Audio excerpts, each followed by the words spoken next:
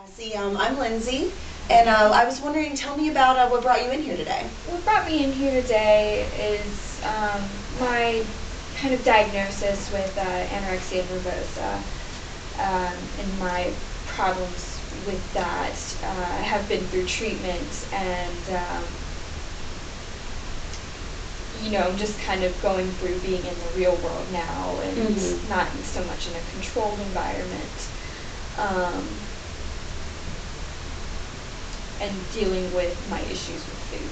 So Man, that sounds pretty difficult. Are there any specific examples that made you and maybe triggered this behavior in you to make it where it was a problem? I definitely feel like it's a coping mechanism for sure.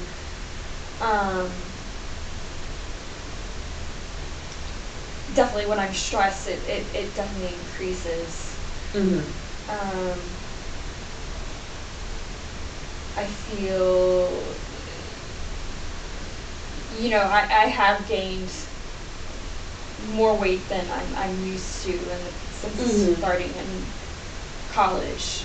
So it's just kind of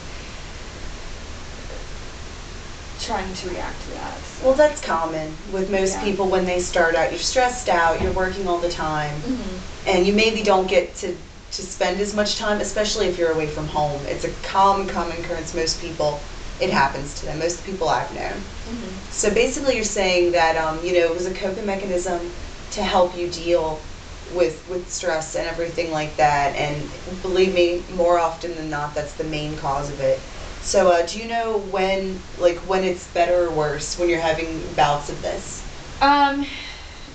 It's definitely worse when there's high load of stress in school specifically. And when I'm having anxiety about school. I'm a bit of a perfectionist, so... Oh, I completely understand. Definitely, yeah. Well, it makes it where it's something within your grasp too, something you can control. Yeah. Why is it that you believe that this became such an issue, that it wasn't, just a passing phase where, every girl has that, where it's kind of like, Right. I think it definitely was a feeling of not having control, and that kind of triggered me to, it started out simple enough, just like counting calories here or there, and oh yeah, and then it became something much bigger. So. Oh, of course. It's honestly usually starts out something small, not even a problem. Have you had any big past efforts to try and curb this behavior? Like I said, I went into treatment, and I've really tried to use the tools that they taught me there to cope with things differently. No, that sounds like a really good idea.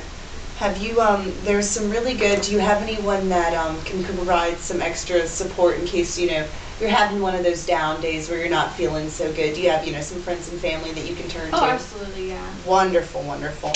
That makes it all the easier when you're trying to beat something like that. Yeah. You should, for every day that you wake up and you look in the mirror and you feel good about yourself and you don't need to worry about it, you should treat yourself with something a little bit that day. Maybe not food in this case because of the situation, but even if it's something relaxing that you love to do, like taking an extra hour to read something that you want where you don't have to be focused on something so stressful.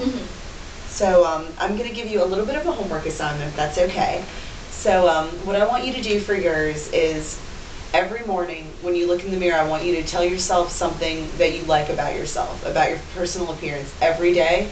Don't make it the same thing if you can vary it, but every day, and it's going to become instinctual where you don't even need that praise, where you're not even going to need to say it anymore because you're going to know it's there. Right, yeah. And that way, do you think you can do that for me? It's a nice, simple one to start out. Yeah. Okay, wonderful. And I think that we had a really good session today. Okay. Any questions? No. You know how to reach me? Yep. I think we're good. All right. And then hit it one more.